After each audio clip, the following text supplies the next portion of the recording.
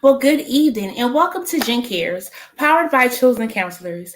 I'm your host, Jen Cares, and the founder of Chosen Counselors, a nonprofit organization that seeks to inspire, motivate, empower, and strengthen individuals and families. As always, I thank you all so very much for tuning in every week, for liking, for sharing, for commenting, and watching again. I truly, truly do appreciate each and every one of you. Special thanks to therapist Tiff for joining us last week as we talked about planting seeds. That was a good episode, and I hope that you were able to walk away with something. This week, I was watching a movie on Prime, and the father said to the son, I didn't mean what I said. I just have to hurt someone sometimes, and you're all I got. Dang, your mama leaving us, it just wasn't right. And last week, when we talked about being that seed, life can affect our environments. What are you doing to help manage through how we adjust to our new environment? Or, those things that need adjustments. They still have effect on us. So we're hoping that you are being mindful to know what ticks you, what rubs you the wrong way, so that your seed could be the best seed for you. Speaking on that, we are always working to grow. So guess what? I'm trying to empower y'all. So be sure to join us on this Saturday. Oh my goodness. This Saturday, May 15th from 10 to 1 virtually as we are hosting a day of empowerment. It's going to be amazing. Let me put my face here. So I just want to let y'all know. Tickets in on Wednesday. Maybe Thursday, but definitely Wednesday. So please be sure to get your ticket. But of course, I have a ticket for somebody tonight if you pay attention to the key theme or word that our guest will share with us. Okay, so let's get into tonight's episode. Tonight, we're going to talk about watering the garden. So we talked about the seed, but now what's going on to this garden? What's going into this garden to help it grow? We're going to learn. I'm not hating on any supplements that you take, what you eat, don't eat, but I wanted to bring on a friend that's a licensed nutritionist, and she's going to educate us because we already talked about the more you know. You can't say you didn't know. All right. We are helping you to know. And I love her because she is serious about her work and she's going to give it to us straight. I was asking her a question before we came on, and when her face turned, I knew she was about to give it. And that's what I want for us. We got to have tough conversations to help us be the best versions of us. So, chosen friends, I want us to keep on growing. Help me welcome and introduce Crystal Collington. Woo! Hi. Hi. Thank you for having me. I didn't know what to expect, but it was a pleasant surprise. Pleasantly surprised. Yeah, so thank you. Anytime. We are all about introducing the world to new people to help us be, again, the best versions of ourselves. So over here at Jen Cares, we start off with a quote of the day. Today's quote is, trees and plants always look like the people they live with somehow. Trees and plants always look like the people they live with somehow, by Zora Neale Hurston. What are your thoughts on that, Crystal?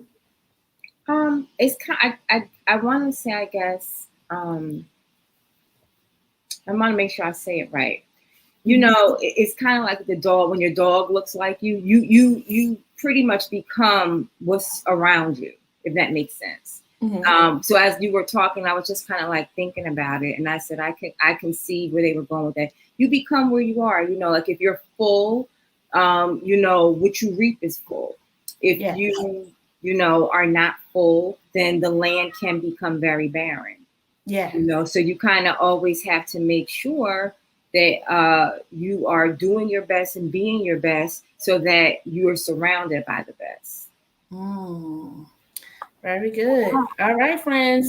We got to be careful who we surrounded by, because sometimes who we surrounded by, they don't mean it's any good. We get ourselves in trouble. And tonight, we're being surrounded by some good wisdom. So get out your notepads and pens so you can remember, or be sure to save this video so you can watch it again. All right? So, Crystal, tell us a little bit about yourself. Well, my name is professionally Raylina. So it is Raylina. Currently, I'm a director of home delivered meals and nutritional services in Washington, D.C. for a small nonprofit named Terrific Incorporated. I'm also an adjunct professor at the University of Washington, D.C., where I teach food systems management. I do have my own nonprofit called Diabetes Dialogues, where we offer support to people diagnosed with type 2 diabetes, and for people who are pre-diabetic, or for people who have an interest in it, because diabetes is the seventh leading cause of death. A lot of people, we say about maybe 1.5 million people don't even know they have it. I think a lot of people don't understand it. Diabetes for me, unfortunately, diabetes runs rampant in families. And unfortunately, my family is one where it runs rampant. So that's one of the reasons my mother and I actually co-founded that. So that's one of the reasons we decided to do that, because we were having conversations and I was floored by, let me backtrack. I have a theory. I don't do counseling for close friends and family because they don't listen. But in talking to her, she was saying some things, and I said, well, you didn't have a conversation with your doctor? And, she said no. And I actually have done research with regard to diabetes. So I know a lot of times the doctors don't educate you with regard to the things you need to know. They just give you a list and say, don't eat that. And you can't do that. Most chronic conditions have behavior, self-management behavior modifications that you can do. So that's it. That's pretty much it. I work a lot. I'm really, as Jennifer said, I'm really passionate about nutrition because I do believe it can change your life. I think that it can really change your story. And I'm happy to be here to share some information with your audience. Awesome. Definitely glad to have you. So, chosen friends, I have some questions, but if you have any questions, again, we have an expert here that's going to be able to break it down for us. Now, she shared that she doesn't really counsel friends and family because they don't listen. But chosen friends, look your eyeball to eyeball. Can you see me looking at you? Please listen. Why? Because I want you to live a long and prosperous life. And again, we're about to find out the answers to how to get out of some situations and to help us stay as healthy as we can that are within our means. So you mentioned about diabetes. Let's start off with that first, actually. I just actually learned that the diabetes 1 and diabetes 2 is one that you can manage, but one you can't manage. Can you share about that? So diabetes 1, type 1 diabetes is an autoimmune disease where your body does not produce the insulin, which means your pancreas is not working. That person will always have to take insulin. A lot of times, sometimes when you don't know what to look for, you don't know, but when you know. A lot of times people with type 1 diabetes, they have like some type of apparatus strapped to their stomach where it's constantly pumping insulin in. Now, type 2 diabetes is typically, that's the one that's manageable. There is no cure for diabetes. People will say there is, but it's not. It's manageable. It's not cured. If you have diabetes, that means there is an issue with your pancreas. Sometimes the pancreas does not produce enough insulin. Sometimes the insulin that it produces it's not the right kind, because your body can become insulin resistant and it's not accepting it. So with the type 1, we always tell people that's kind of like, your body just said, I'm on perpetual vacation. With the type 2, it's kind of like your body's coming, going, but it's manageable. So with the diabetes, one of the first we have to understand is you have to monitor everything you eat. Most foods have carbohydrates. Carbohydrates breaks down to sugar. We have 3 macronutrients. That's your protein, that's your carbohydrate, and your fat. Protein is not so let me go back. So when we say diabetes, we're talking about the sugar in your blood. Okay, so that's that. Protein doesn't affect that. Carbohydrate does. Fat, depending on the source and how it's related, but the culprit would be the carbohydrates. when you have diabetes, you have to limit that because, again, it breaks down the sugar. You have to understand how to do portion control, how to avoid glucose spikes, that's your sugar spikes. You need to know your numbers. You need to be doing some type of exercise. It doesn't have to be anything that is, over the top. But even if you just do walking 30 minutes a day, I always tell people, I have 3 dogs. I always tell people, get a dog. Because with the dog, you always have to go out. The dog has to go out. So, I have 3. And I have to walk. I walk them separately. So I'm outside. I can get at least about 3,000 miles easy just by walking the dogs. With diabetes, I'm diabetic. I'm not sure if I said that, but I am diabetic. It's really about moderation. It is about portion control, but mostly moderation. I subscribe to the thought that all foods can fit with moderation. Now, with diabetes, there are medications that you can take. There are medications that will block the carbohydrate absorption. There are medications that will help your body, if you're type 2, it'll assist your body with making insulin. You need the insulin because the insulin is what takes the nutrients to and from your heart. When you are type 2 diabetic and it's not manageable, the sugar becomes so thick and viscous. Nothing can get in. Nothing can. Okay, so without the sugar in your blood, somebody who does not have diabetes, the blood is thin. It flows. But as I said, the sugar with the diabetic is thick. Diabetics, that's why diabetics have to worry about getting cut, getting bruised, any infections and everything. And then one thing I want to say about diabetes is that it runs in what we call packs. So if you have diabetes, you are now at risk for arthritis. You are at risk for high blood pressure. You are at risk for kidney disease. You are at risk for cholesterol. So you have to worry about. You have to pay attention. It turns into you're constantly thinking. Even me, I had a situation last week where I said I had dogs. I have a Doberman and a Rottweiler. They got into it. I have a little Chihuahua. I had to break that up. They broke skin. I was bruised. I'm diabetic. I had to go to urgent care. I had to go because the last thing I want is especially me, because I know better. So the last thing I would want is to get an infection when I didn't have to. So diabetics are typically, they have higher stress levels because you're worried. I'm always worried about my feet.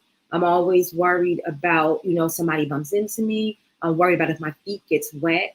It's a constant. It turns into a lifestyle. So with diabetes, we talk about lifestyle, self-management behaviors. That's changing your diet, increasing your level of activity, monitoring your sugar, and trying to prevent further complications.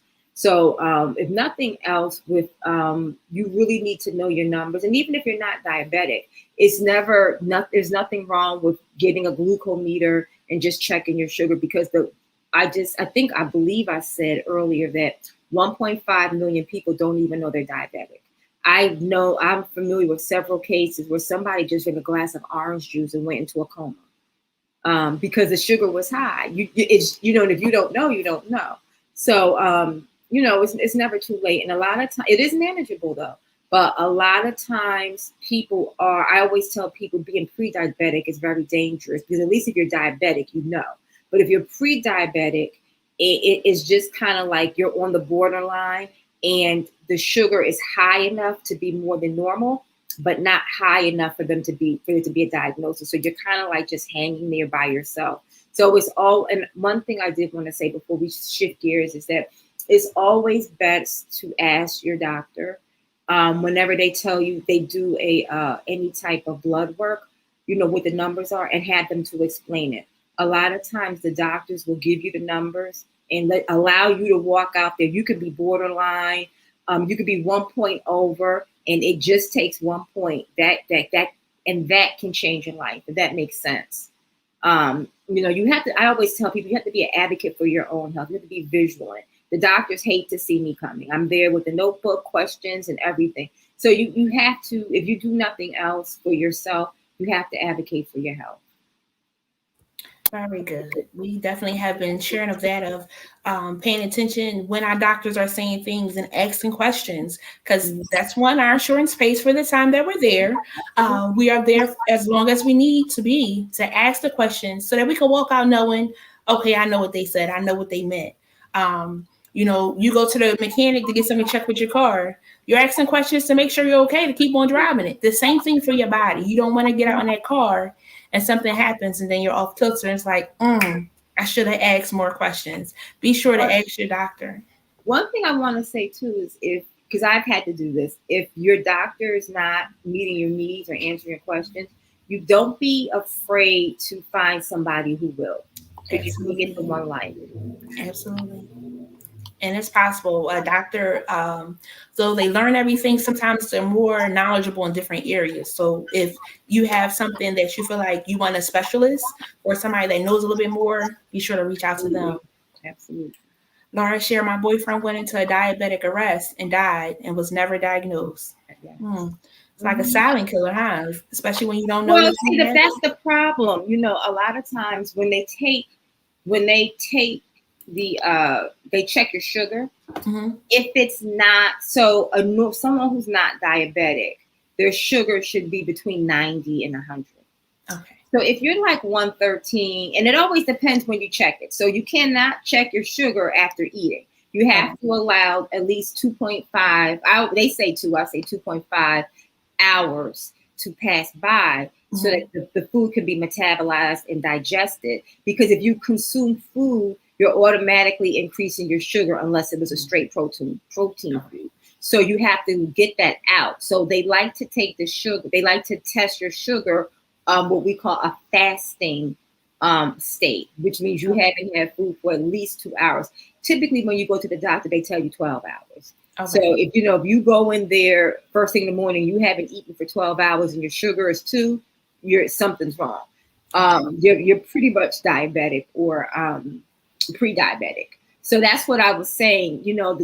It's when it's being diabetic is one thing, but not knowing that you should be monitoring things, that's where the problem comes in. And just as the person said, never came back, was never diagnosed.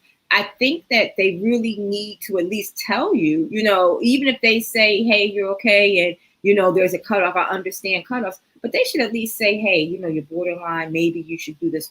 I actually, where I work during the day, I actually do counsel patients. And when I meet with them, I tell them, if someone tells you that you're pre-diabetic, act like they're telling you you have diabetes and start making the behavior modification changes now, and then you won't become diabetic.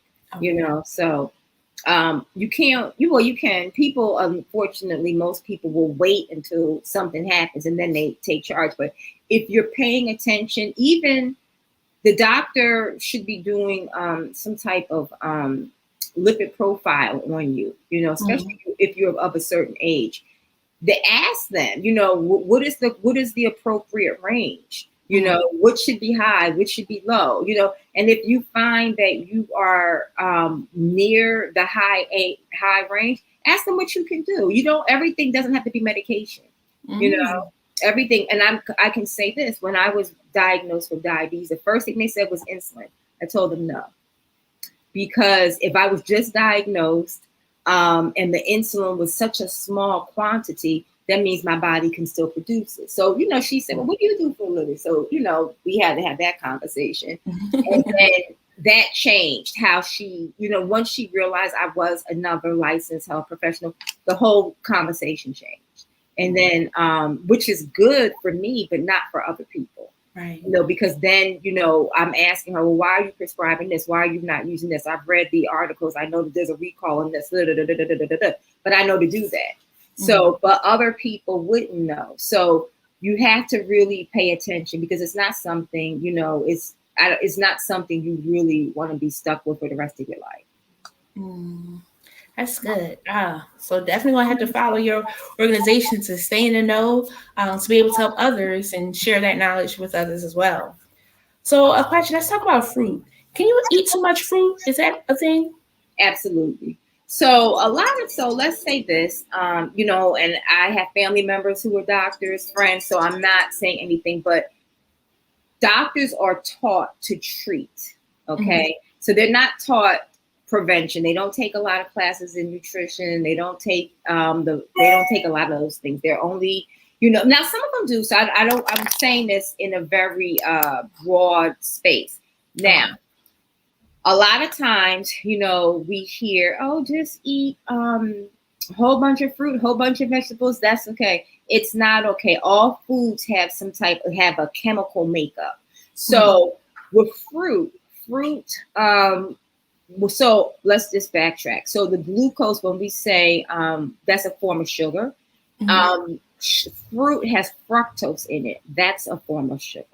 So if you're consuming a lot of fruit, guess what? You're consuming a lot of sugar. And if you're diabetic, that's not good. So we say to people, oh, eat a whole bunch of fruit, vegetables. That's not appropriate because even carrots are when people are diabetic, we tell diabetics not to consume carrots because carrots are naturally sweet. So you have to know what fruit and vegetable is appropriate. So you can eat too much fruit. That's why I say everything in moderation. I also am really big on portion control because if you are using the correct portions, you typically won't have a problem. The problem is that most people don't know how to read labels.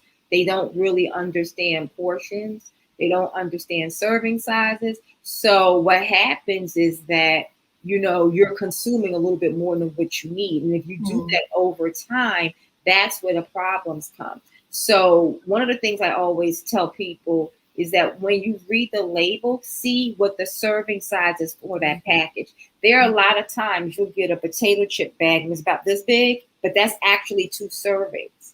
So when you read the label might be saying this amount of sugar, that amount of salt, this amount of carbohydrates, protein, and fiber. But that's 1. When you eat that whole bag, you have to multiply everything by 2.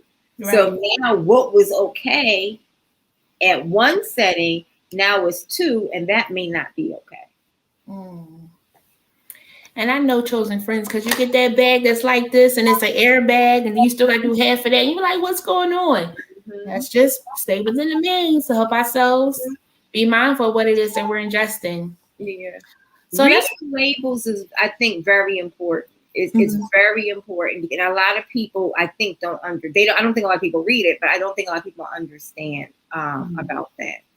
Got it. All right, friends, we got to read labels. First assignment, read labels. So let's talk about caffeine. Can you have too much caffeine? I know some people that live and die by coffee. Gotta have my cup of coffee, and I know coffee has a little caffeine in it. I'm personally not a fan.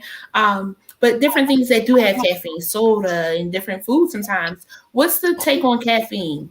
Again, you have to kind of like read and understand the label. So what we will say is up to 400 milligrams of caffeine a day. That's about 4 cups of coffee, 10 cans of soda. Now, keep in mind that most things are dependent on your personal height and weight. Okay. So caffeine, I'm tall. So caffeine might affect me differently than somebody who's more petite. It's the same thing. It's the same thing with alcohol. Same thing with aspirin. Aspirin really is dependent, like how potent it is will depend on your individual height and weight. So with caffeine, if you're a smaller person, you probably can't manage a lot. We do see some side effects with caffeine, with the headaches, the insomnia, the nervousness, the irritability. frequent urination, inability to control urination, fast heartbeat, muscle tremors. If you're taking sometimes medication, you have to make sure that there is no contraindication with the medication and caffeine. You know, some of those energy drinks has a lot of caffeine in them. And I can tell you a true story. I had a headache one day and I had to drive from Maryland to Delaware. And I'm very nervous over bridges. I'm very nervous over a bridge. I had a coworker, and so, you know, I'm not going to tell her background, but I was sharing with her that I had a headache. And she said, take a Red Bull and an aspirin. I did. I was high as a kite. High as a kite. Yeah, that's backstreet, you know. But I didn't know, you know. So, and I should have known because the aspirin has chemical, you know, is man-made and is designed to do something. And then the Red Bull has all this caffeine and all it's souped up to keep you, you know, awake. Right. But I didn't realize that until, and I remember driving over the bridge thinking, wow, I did it. I'm cured. No, I didn't, because the next morning my nerves are bad again. So I talked to a few people and I found out that the combination of aspirin and Red Bull takes you to another level. So, you know, that was if aspirin and Red Bull take you to another level. I've heard alcohol and Red Bull. We got to be careful. Absolutely. You have to be, and that's the combination. That's why I said all foods have some type of chemical profile. So if I had really been thinking about it, I would have known not to do that. But, you know, she just kind of said it kind of nicely. Oh, sure, girl, take Red Bull and aspirin. You'll be okay. I was high as a kite. So no. So you have to be careful with the caffeine, the medication, some foods, even people who have high cholesterol, they can't, if they're taking certain medications, they can't even take a grapefruit. You know, they have to avoid grapefruit. If you have, if you're taking a statin for your high cholesterol, you can't have grapefruit. So you have to be careful and know like the ingredients of these foods. Right. Cammie said, wait a minute now on the coffee. So it reminds me of a friend that if she doesn't have coffee, then she's like, I need my coffee, like really going through a withdrawal where like you kind of get addicted a little bit to it. You can. So again, just being mindful of moderation.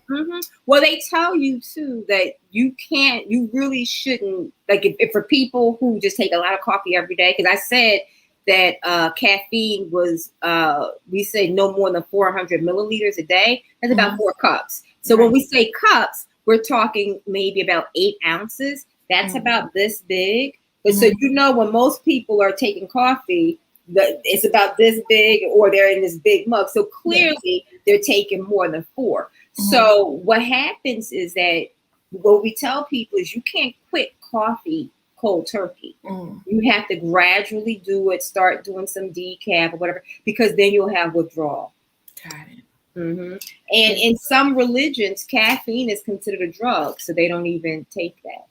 Wow. So be careful. Yeah. It can be addictive.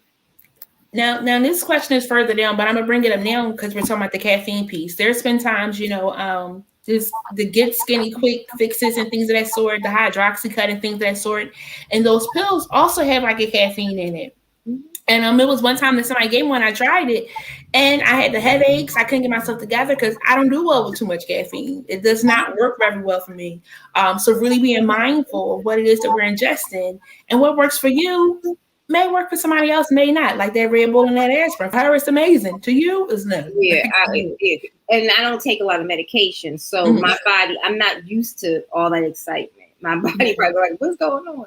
So no, I don't take a lot of medication. I don't do a lot of anything. I'm a very boring patient, but I'm happy being boring.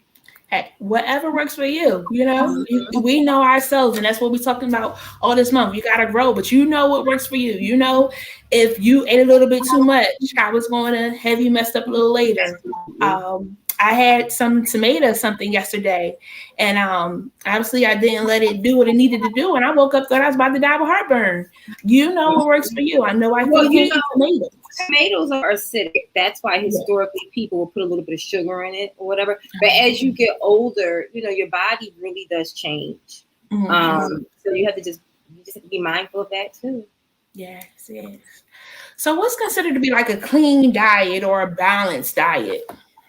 So a clean diet is just basically not consuming processed foods.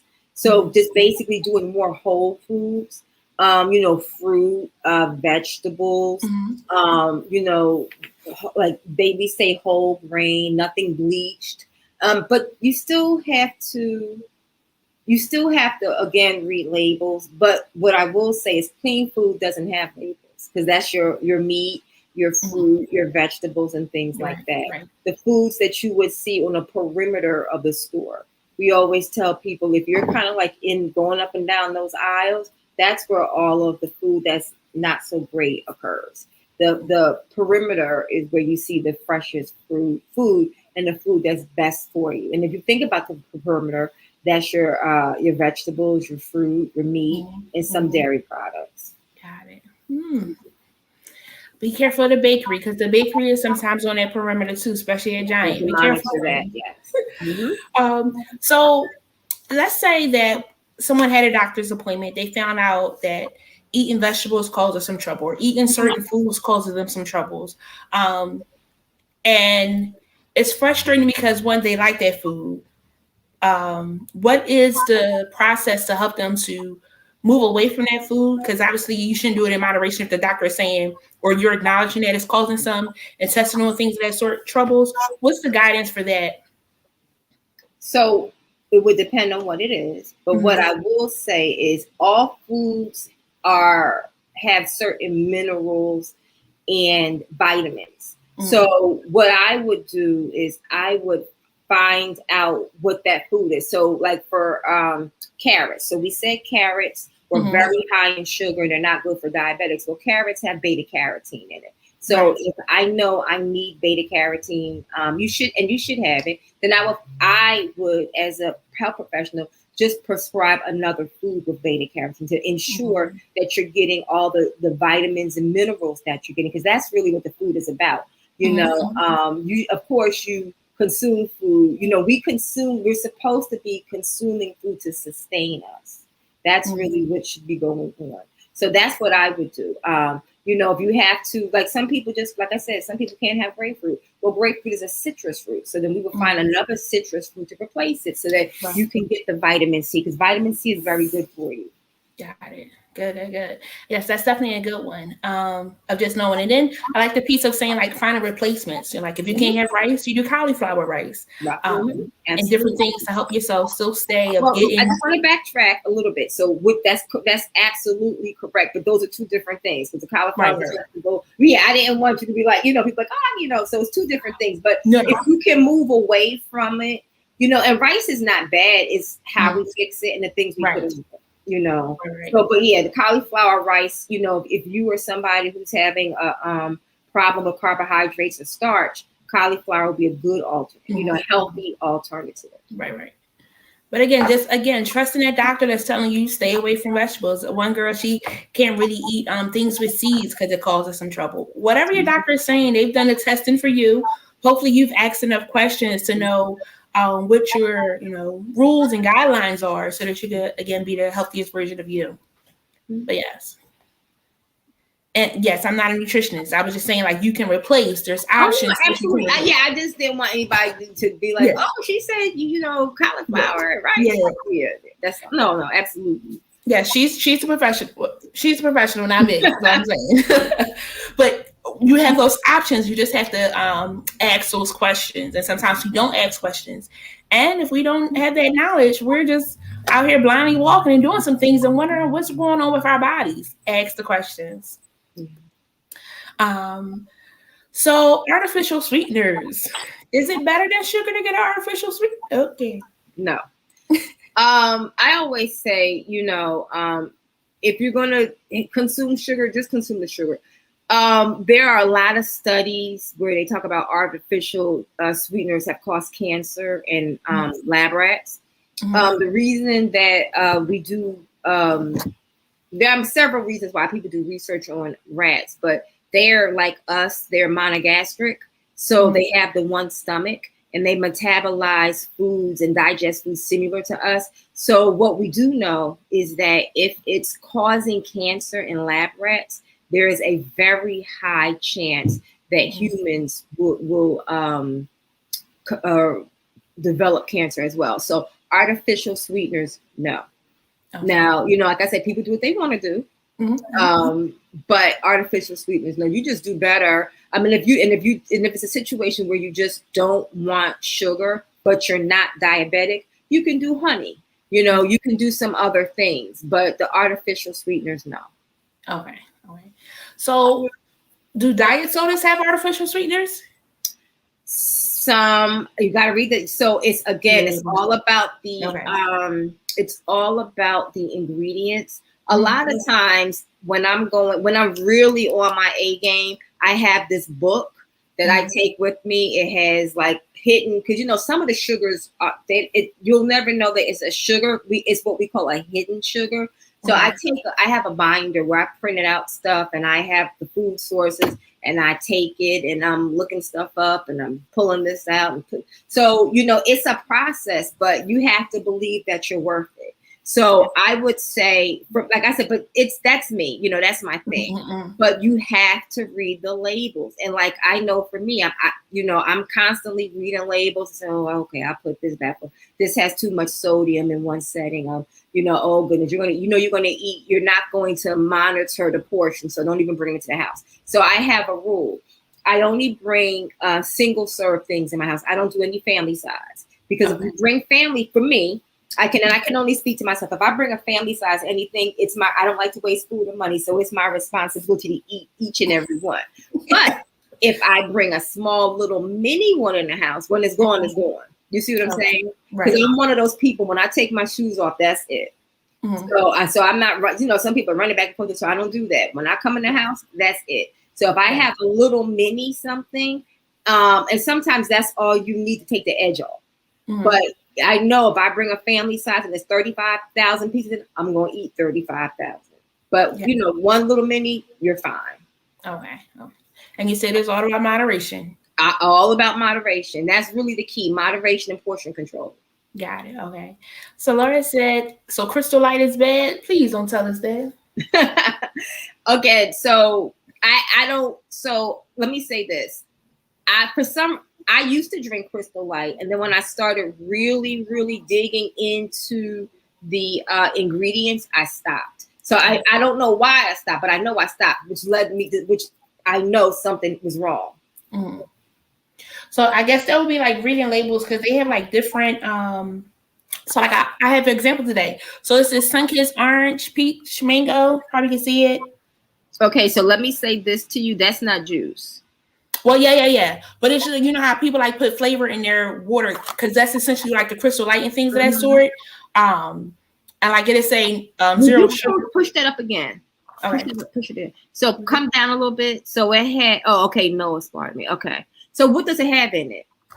Oh, here we go. Ingredients: citric acid, absorbic acid, vitamin C, natural flavors, sodium citrate, contains 2% or less of the following: sucralose.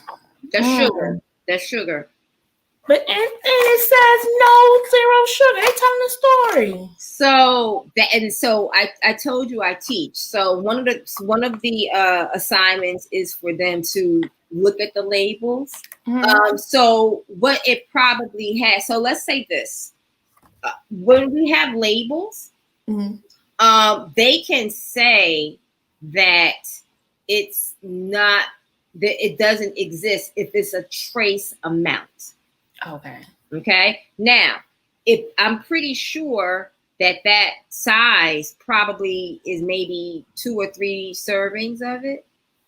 So it says like 1 stick is the serving. Right. Or you saying the sugar that's in it. Right. So now, right. But now most people are probably going to drink that all day long, right?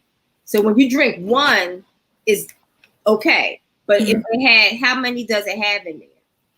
It's 6 sticks in a pack. Right. So what happens when you go to work and you're thirsty and you pull one out and you drink it, and then maybe 5 hours later you're thirsty again, or it's lunch and you drink that. So what happens is now those trace amounts add up. So when you drank the one, it was okay, but now you've taken 10, it's not okay. Now you're going to have to multiply 10 by every ingredient in there. Now it's not okay. And that's where the problem comes in. Okay. Because we think, oh, it's no sugar, it's no calories, it's so and so. So, well, at some point it is, because if you get a pack of gum, the gum will say it's no calories, but that's for one stick. But if you've eaten the whole 20 pieces of gum, you probably have consumed a good 10, 20 calories. You see what I'm saying? Right. So you have to be careful with that. One of the things I tell people is just this. If you're going to consume something, it's better just to consume it in its regular form. Don't do the low fat. Don't do this, because what happens is that food has to eventually equal 100. So if they take the fat out, they probably added a sweetener. If they've taken the sweetener out, they probably added a fat, or they've added a carb or something. So it has to balance. You do better just eating the regular portion, and maybe just reading labels, or working with somebody. But anytime the content is altered, they had to add something. And anytime we preserve a food, we're either preserving it in sugar or salt. So that's why the frozen foods, all of that lean cuisine and stuff like that, it's low fat, but it's high sodium. So you don't have the fat, but now you got high blood pressure. So you have to be careful with that. It's the same thing with, the dried fruit. We have to add sugar to dry that out. So it's fruit, but it's crystallized. Think about anytime you look at a dried fruit, it's crystallized. They preserved it with sugar. So dry fruit is not good. I have friends. This is why I don't counsel friends, because they don't listen. So I have a friend, she argues me down every time about the granola. Granola is not good for you. I tell people, that, Whole Foods, every food in Whole Foods is not good for you, but people will argue you down about Whole Foods.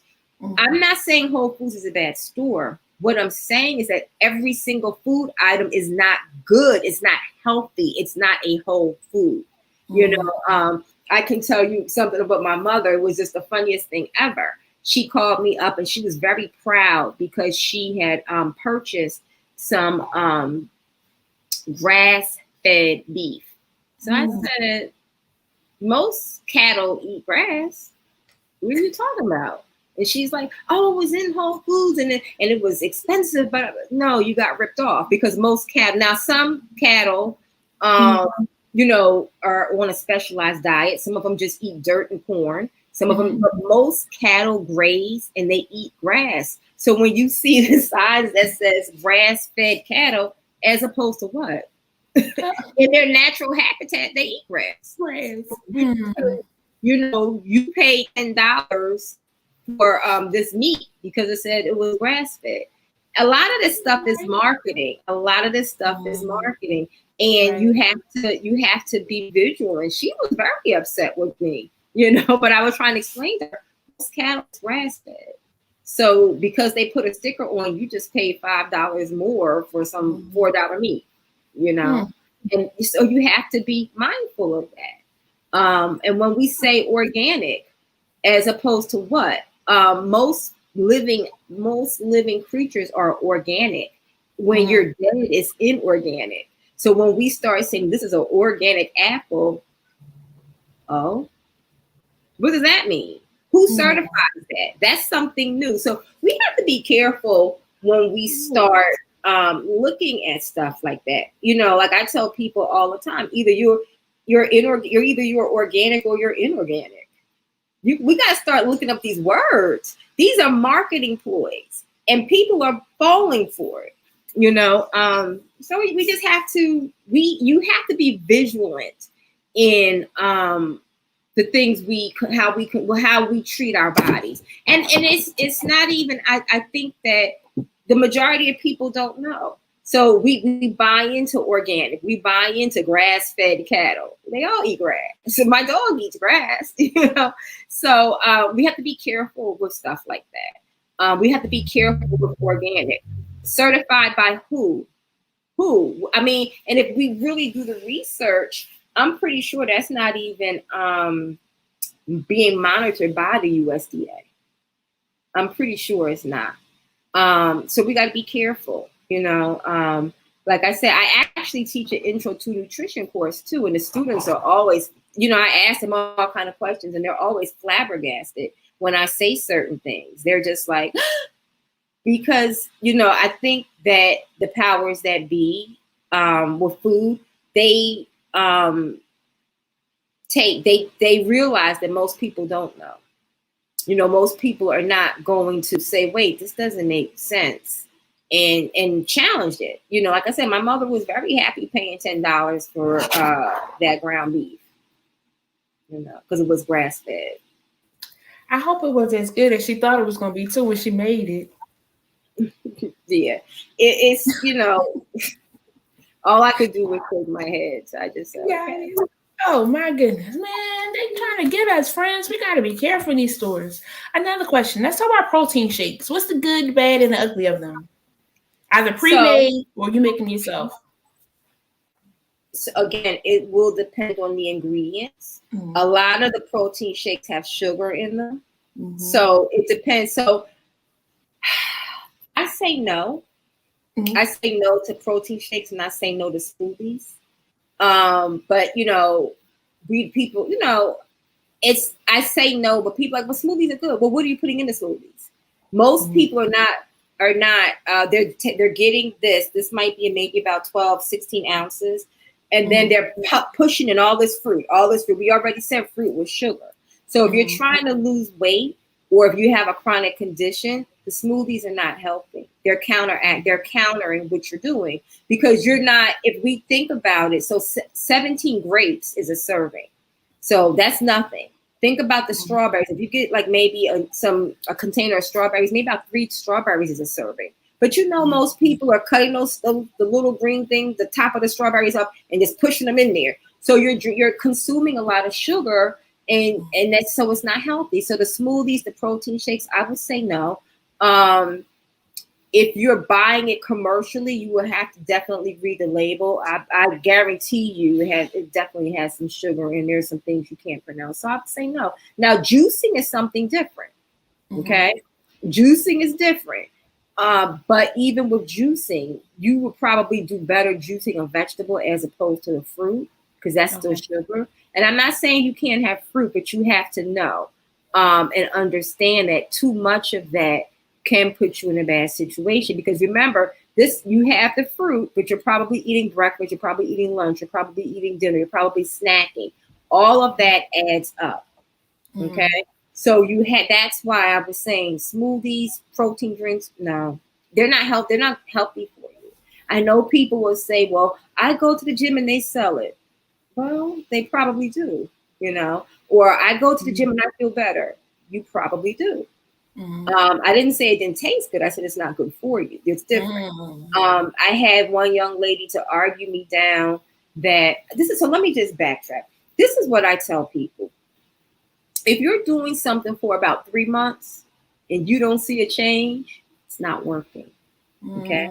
So if you're fasting or doing keto or doing this and this and this and this and that, and you don't see these amazing results in 3 months, it's not working.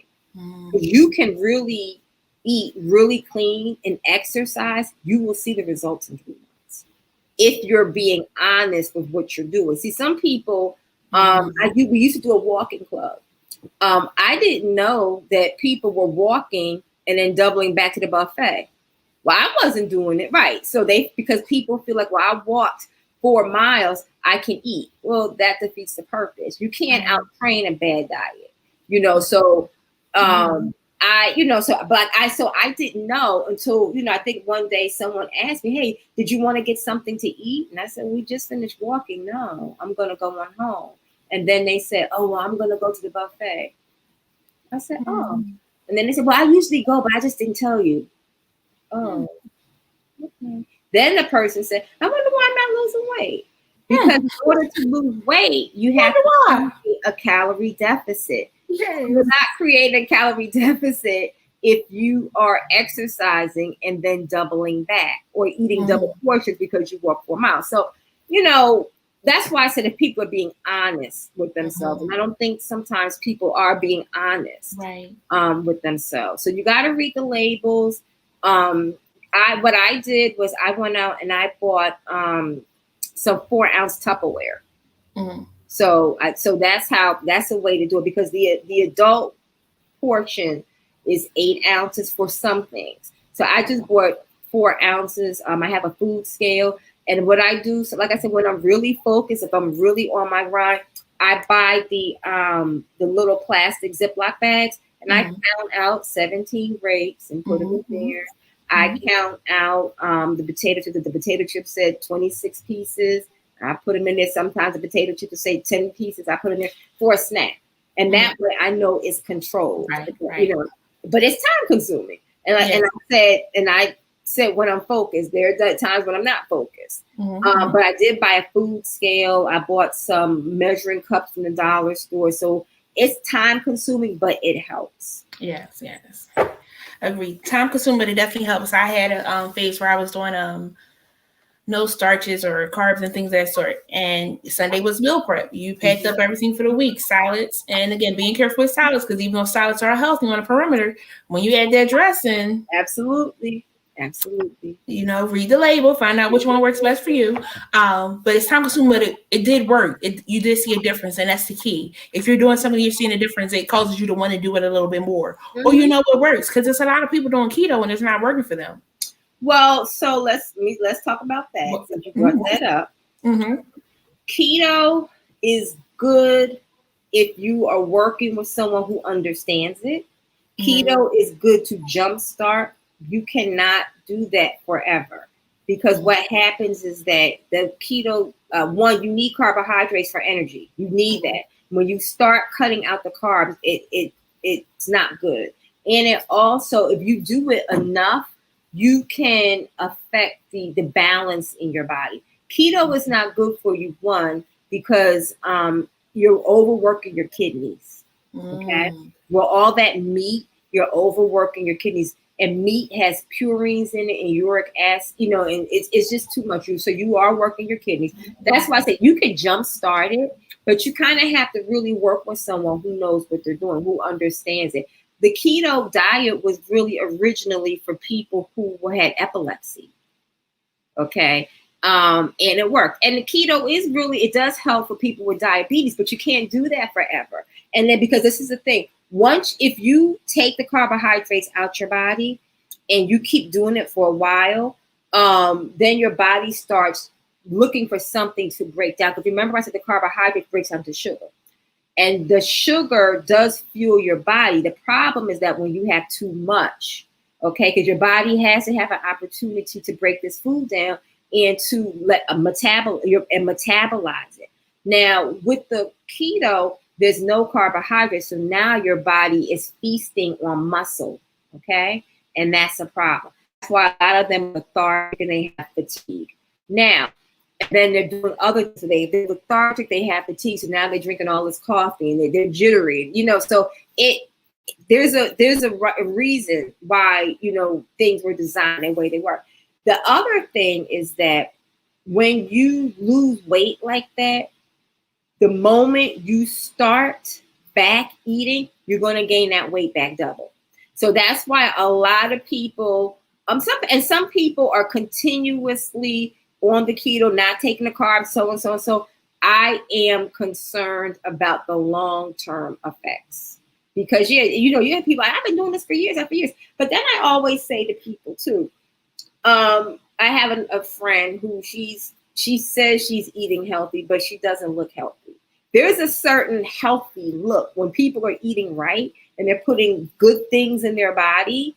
They look a certain way. So, like I tell people all the time, if you're doing certain things and you don't see any change, it's not working. You typically should be able to see some change in about 3 months. You can see change in 3 months. But that keto, long term, it will affect the keto is really just some recycled Atkins diet for the old people. If you think about it, it's because what you're doing is you're taking away the carbohydrate, you're increasing the protein, and you're increasing the fat. The guy who created Atkins, he died of a heart attack. He died of a heart attack. Yeah, because he's eating a high fat diet. So,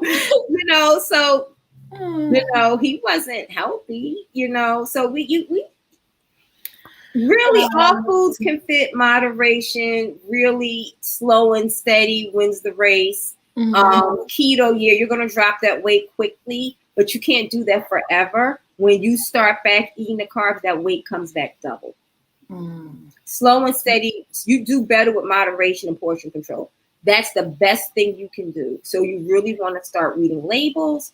You want to understand what foods do, what certain foods do.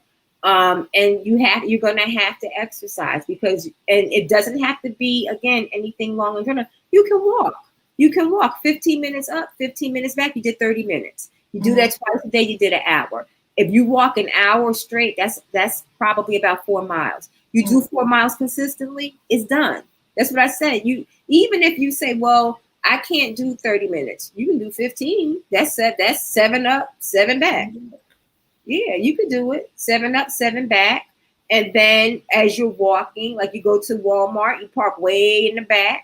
And then you got to walk in, walk around. That's how I get my steps. My goal is for most days, 10,000 steps. So that's taking trash out, walking these dogs, parking way at the back end up at the parking lot and having to walk all the way up. You're walking around the store, you walk all the way up, taking the stairs as opposed to the elevator, walking in place, doing this stuff.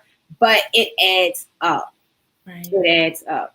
So you just have to really be careful. One more question. So with vitamins and supplements, probably in the same vein. They're not regulated by the FDA. Okay. So you have to be very careful because they're not regulated, which means anything goes. You could just be eating, drinking sugar and water. That's first of all.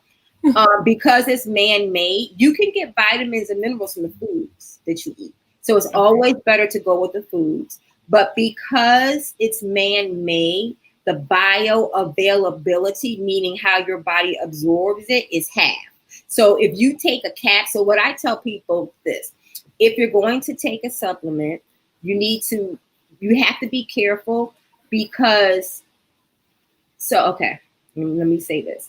There are 2 types of vitamins. There's your water soluble and your fat soluble. The water soluble is excreted through your urine. That's your vitamin C. That's why we say you can do mega doses, but you need to know what you're doing when you do that.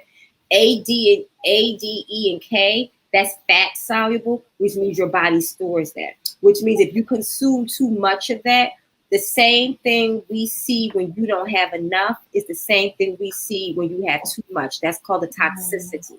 Wow. So with the supplements, you can already be consuming foods high in vitamins and minerals. Take the supplements that's not regulated, and then now you're starting to have the same problems as somebody who is not getting enough because it's too much. So the same clinical signs that we see in somebody with a deficiency, we'll see in a toxicity. So you have to be careful. Now, there's also the other end where you're taking this supplement, but your body is not working well with your body. So we call that, when we look at that, we're looking at to see the bioavailability, and that's how your body is processing that. Because it's man-made, your body's not processing it at 100%, because a lot of times when these vitamins are in the capsule, I never do a capsule. Well, I don't do that, but I take like fish oil and stuff like that, but I take the liquid form because it goes straight to the bloodstream, and that's what you want.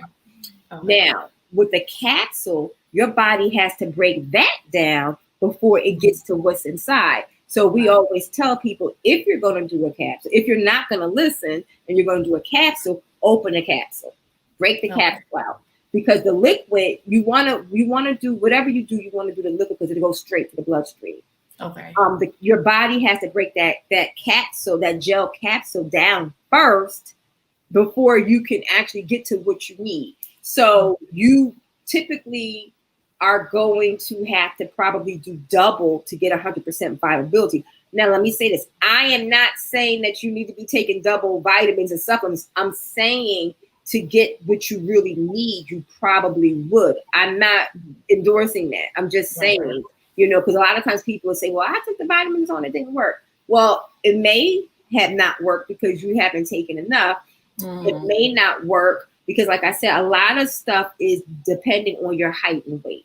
So somebody like a grown man, 2 aspirins, if it's a man that's maybe 6 feet, 300 pounds, 2 aspirins is not going to work.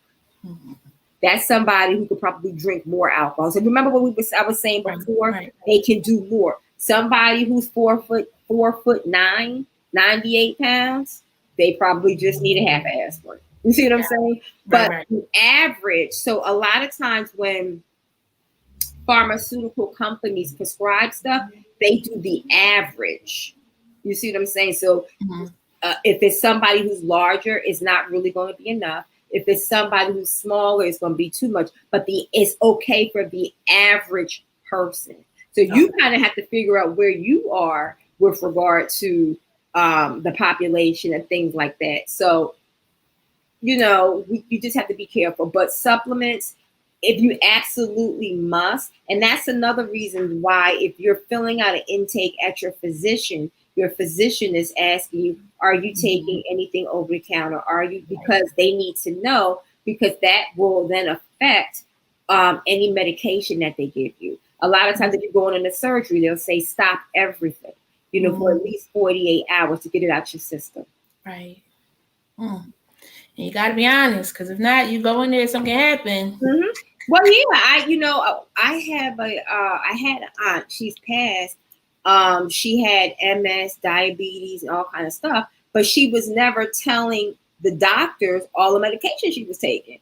Then she kept wondering why she was, sick. Yeah, because the medication that this doctor gave you is conflicting with this one, but you're taking them all, so you're going to be sick. But family and friends don't like to listen. People who don't know you will listen, but family and friends don't, because I'm always going to be Crystal. I'm always going to be the little cousin, the little sister, the this, the that, the daughter. So they don't look at you that way. So, when I try to tell them stuff or give them information, it's like, oh, here she comes again. So I don't do it anymore. Unless somebody asks. Now, somebody, if someone asks, I would not deny that. But I don't push it on people, because I do believe that when people are ready, they will ask. That's it. Very sure. When people are ready, they will do it. My last question is about metabolism. Some metabolism can go a little quicker, some not. And then they said like at a certain age, it slows down, so then you can't lose weight. Are these things true? Everybody's metabolism is different.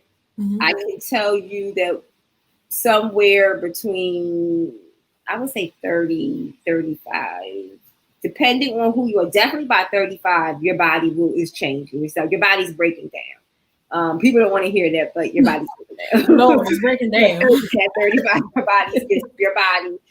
Some stuff is genetics. Someone will live long, but the average person, 35, 40, your body's breaking down. Now, you can lose weight depending on what you're doing. You know what I mean? You can lose weight. As you get older, you probably should do some weight-bearing exercises, like lifting weights. That helps with osteoporosis and calcium and vitamin D. But yeah, you can, again, it depends on what you're doing. See, a lot of people are not realistic. Like I've talked to people and they say, the walking doesn't work. Walking works. And I say, well, how far do you walk? Well, I walk to the bus stop. That's not walking. That's you walk to the bus stop, but that's not walking. But when we say, or I'll say, well, how long did you walk? Well, I just do it 10 minutes. Well, you have to at least walk 45 minutes to see something. The first 30 minutes is maintenance. After 45 minutes, that's when you start to see your weight loss.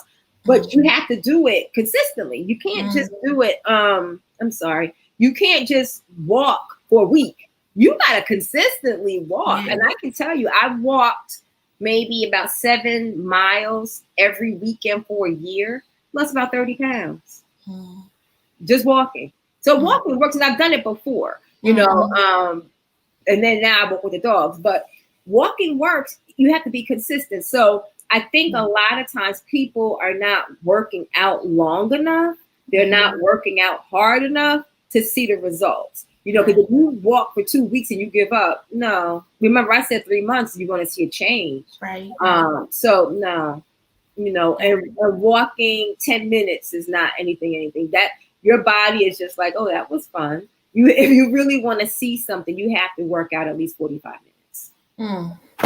All right, chosen friends, you can walk. And if you don't want to walk outside, they have amazing videos on YouTube. I could send you some that I do. But again, that as Rakia said, moderation, consistency, and 30 minutes of activity, at least 30 minutes. Start small to get yourself there. And walking is really good for you. I know for me, I actually like to walk by myself because it clears my mind. You know, you push back all the negative energy, all the negative voices, and you really are clear. You know, so walking is good. Walking is one of the best exercises than swimming. I want to tell you 2 little trivia things. There is no research that supports running is better than walking. Okay, I know a lot of people say, "Oh, I run." There's no research, and actually, that running is not good for your knees. If you talk to anybody who's ever ran professionally or a long-term runner, they have bad knees. So that's one thing. And then with regard to water consumption, that 8 glasses is a myth. What we tell people now is to try to drink at least about half your body weight. You know, it's an equation for that. And the reason I say it's a myth, if you look it up or you try to find it, you're not going to find it. So what happened with the 8 glasses of water is that there was a medical conference and someone just said, "Hey, how many glasses of water should we drink?" And someone said 8 glasses. And that's where they ran with it. So we have to, and we push that, but that's not, I mean, well, I will say, I want to say this. I'm saying we push that, but if I'm going to be honest, I've never had a physician to tell me 8 glasses. Now, I've seen it on the internet. I've seen other people say it, but if I'm going to be 100% honest with myself, I can honestly say I've never had a physician to say you need to drink 8 glasses of water. They just ask you if you're drinking water. Because see, you can get the water from foods too. So you don't actually have to drink 8 glasses. If you have a very juicy, some fruits have a very high water content, like watermelon. So you can get water from watermelon. You can get water from a juicy orange or apple or something like that. Organic apple? If that's a thing. If it's such a thing. If there's such a thing. Awesome. Okay. So in closing, like, we are the garden. Why should we be mindful of what we water ourselves with? What are some things that we should definitely walk away with knowing? Again, I'm hoping all my chosen friends are listening because these are things that really help us to grow.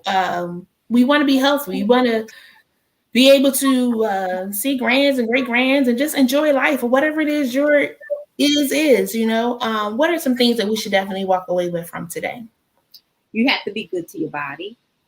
If for whatever reason you weren't good to your body is resilient and it adapts, but you can't keep abusing it. So the quicker we start taking care of our bodies, the quicker, the better you will be. So you definitely have to treat your body like a temple. Your body is a representation of what you put in it. Now, some people have chronic conditions, so because of that, you know, that's a little different. But you have to really try to take care of your body. And if you take care of your body will take care of you. If you take care of your body will take care of you. This was great. Can you share about your business again? What's the name? So it's a nonprofit. It's called Diabetes Dialogues. It's a support group for people who have type 2 diabetes. Who are pre-diabetic or who just have an interest. We do virtual classes. We haven't really started yet because I'm finishing up another project, but we will be doing virtual classes, just giving people information. It's free because it's a nonprofit. So just giving people information about diabetes in a virtual setting. Yeah. So once you do start, please let me know. I would definitely because this is a topic that we talk about and don't talk about. There's a problem with health and things. Sometimes we're not going to the doctor to even know what challenges one does have. So we want to make sure we're going to the doctor to know what's going on with us. No worries. We're just sharing the importance of us, going to the doctor to know if we do have any health ailments and things of that sort. And again, asking those questions, because if we don't know, we can't do better. But if we know, we can do better. But yes, please. But I was just going to say too is the maintenance appointments are very good. You have to do those maintenance appointments, because what typically happens is you're not going to the doctor on a regular basis, and then you're blindsided. But if you're going regularly, they can catch situations earlier. So again, friends, please make sure you're going to the doctor. I remember I was working with child welfare and things of that sort, and we're making sure that the children get their appointments. During supervision, I always my staff. Did you go to the eye doctor? Did you get your physical? Did you get your ladies checked out? Did you get this checked out? And different things of that sort, because so many times we're working to help somebody else, and then we're falling by the wayside. So again, friends, did you go to the eye doctor? Did you go to, your female doctor, the male doctor, whatever doctor, to make sure that whatever is going on, you're aware of? And if it's nothing going on, great. But just go so that you can know whether something is or is not going on. Awesome. And you shared that our keyword of the night was? Moderation. Again, enjoy life, but do it in moderation. And if you can't enjoy life, still do it in moderation of what it is that you can do to be the best version of you. Awesome. Anything else you want to share with us, Crystal? No, so this was really great. I'm hoping that, we were kind of like all over the place, but I'm hoping that you were able to get something, there's some type of takeaway from it. With nutrition, there's a lot of information out there on the website, on the internet. You just have to be careful and make sure that you are speaking with a qualified health professional. So if it's, you can either speak with a registered dietitian. Those credentials are either RD or RDN, or a licensed nutritionist. That's depending on the state. It's either LDN, LN, like that. But you want to make sure, because, there are a lot of people out there. Unfortunately, nutritionists and everybody thinks they can do, which is fine. That's great. But you just want to make sure that you're putting your health in the right hands. So it's the same thing with the nurses, the doctors, any allied health profession. Just make sure that you're going to somebody who's qualified to treat you, because you're worth it. You're worth it. I love that. You're worth it, friends. So make sure you're going to somebody qualified. Very good. So chosen friends, drop down in the comments to let Crystal know that y'all did enjoy, that this was information. Michelle did say great information a little earlier, well, a couple moments ago. So that's good to know. So it was very helpful. So thank you. Yeah, I'm glad that people had the opportunity to take something from it. Yes. And that's what it's all about. Us helping each other, bringing the community to our friends so that we can know what it is to help us to be better. Again, please make your appointments. Please go see appointments, because sometimes, you can cancel an appointment and not reschedule, or life happens and then you don't get back there. Awesome. Cammie said this was very informative. Thank you. So yes. And it jumps all over, because we're hoping to hit all aspects of people. Somebody found themselves somewhere, So there we go. Rakia said, thanks for sharing. Thanks for the platform. Then anytime, again, if we can help one person. Oh, absolutely. Hey, Mama Wanda said, I'm worth it. Yes, absolutely. We are worth it. Because again, if we don't see the worth in ourselves, nobody else will see it. We got to be worthy of ourselves to make sure that we're everything that we need to be and doing what we need to do. So thank you again so very much. Yeah, so what I said earlier, if you're going to the doctor and they're not answering your questions or whatever, don't be afraid to fire your doctor. You need to get to a point to where you are being your needs are being met. You want to make sure that all your needs are being met. You never want to leave the doctor's office not sure, and you shouldn't be scared to ask questions.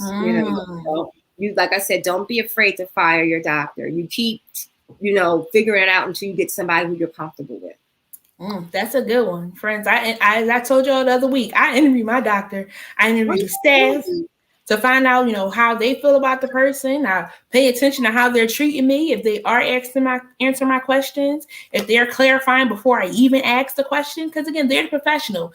Can you break that down in English for me? What does that really mean? How can I apply that to my life? How can I really listen to what it is you're saying so I don't have this problem next time if there is a problem or concern? Absolutely. Awesome. Thank you again so very much. May you enjoy the rest of your evening. Thank you. Yes. Okay, so thank you for having me. I really appreciate it. Yes. And again, let me know when you start your workshops and things so I can be sure to send some people over. Because we know some friends definitely are in that category, but we want to know how they can stay on the good side of the category. Absolutely. Awesome. Thank you again. Okay, no problem. Thank you. Awesome, friends. We had Crystal Collington, Watering the Garden. I'm so glad that you all enjoyed that on tonight. I enjoyed it, learned something new. Want to be more careful when I do my little drinks and things. So sometimes I do them because I'm a water girl, not really always a soda girl. But maybe I'll do half a pack and not the whole pack. Again, moderation and find what works for you. Okay? So be sure to stay tuned because I'll let you know when she does have events so we can pay attention and tune in to help our friends if they have something going on. As shared, this Saturday is a day of empowerment. So be sure to join us on this Saturday. If you have your tickets already, thank you a bunches. If you don't have your tickets, guess what? Wednesday is the last day, friends. Why? Because I got to make sure the emails are out and things of that sort. So please be kind. If you want a ticket, buy today. If you remember what the key phrase or key theme was, put it in the comments and guess what? You'll get a ticket tonight. So friends, don't forget our quote of the day. Trees and plants always look like the people they live with somehow. So who's around you? Are you looking like the people around you? You can do something different if it's not working for you. She said 3 months. In 3 months, if you don't see a difference, that means you're not being consistent. You're not doing moderation. You're not doing portion control. All right, friends? We want to make sure that we're doing everything we can to keep ourselves together. Be sure to join us on next week as we will have Jade Allen. We're going to talk about pruning. This plant is going to grow this month, friends. Pruning means we cutting some things, we trimming some things, we budgeting and doing some of those things, making sure our finances are right. So we talked about the seed and how we are the seed and how that affects us and how we want to keep on growing. Tonight, we talked about what we're watering our garden with. We want to take care of this plant to help it to thrive. And next week, we will talk about pruning. One more thing I want to share with you in case somebody wants to help out. We are calling for volunteers because we want to make a difference together. We are in search of individuals and youth ministries and organizations that serve the youth of tomorrow to be a part of a day of hope. You can email me at chosencounselorsinc@gmail.com or give me a call or text at 215-792-3185. I am so excited. This is going to be an event for the young people. It's going to be free and it's going to be amazing. So if you want to be a part, let me know.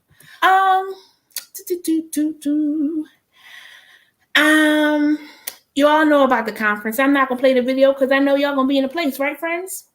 Nod your head. Thank you. My last part that I just wanted to share, this week was Mother's Day. Did this at the end because I didn't know how my emotions would be in the beginning. I just want to say happy Mother's Day to all of the mothers. And this weekend, I also just wanted to send love to those that have lost their mother. This is a loss like none other. It's been 18 years for me this year. And I was sharing, I didn't realize so many people in my circle had lost their moms. So again, be kind to one another, checking on someone if they need some extra love. Make sure that they know that you care about them. If you have a mother figure still here, if you have a mom still here, be sure to show them love as well. Why? Because they are amazing. And when you lose them, it stinks. Let me get off my soapbox. But again, I love you all. I thank you all for tuning in. I thank you for your support. I really do, because this has been amazing. This is great for me to be able to support. And my mission in life is to be able to help somebody else. And if I can help one person, I'm doing it. And that's also honoring the legacy of my mother, the late Ada E. Harris. I so truly appreciate all that she's taught me. And she taught me to be of help to somebody else. I learned that from her daily taking people in, feeding people, looking out for people. And I want to do that too. I want to look out for people. I want to feed people with knowledge to be the best versions of themselves. So again, I love you all. I appreciate you all. Let me come back over to these comments real quick. My aunt doctor just prescribed her medicine she is allergic to. Please ask that doctor questions. And sometimes we don't know that we're allergic to something until we get it. So again, have that conversation with your doctor. Hey, Mama Wanda, I didn't get my ticket and I'm going to buy one. Mama Wanda, you actually got a sponsor ticket. So I'm going to be sending that over to you. So you're covered. Mama Wanda says it's been 4 years today for my mom. Sending love and hugs and all the good feelings of peace and joy to you, Mama Wanda, because again, it hurts. Everybody responds differently, but be of support, whatever it is that they need, some space or to be around. Love on each other. At the end of the day, I just want us to love on each other. My favorite phrase is to be kind because somebody needs it. So thank you again for joining us. I love you all. Until next time, see ya.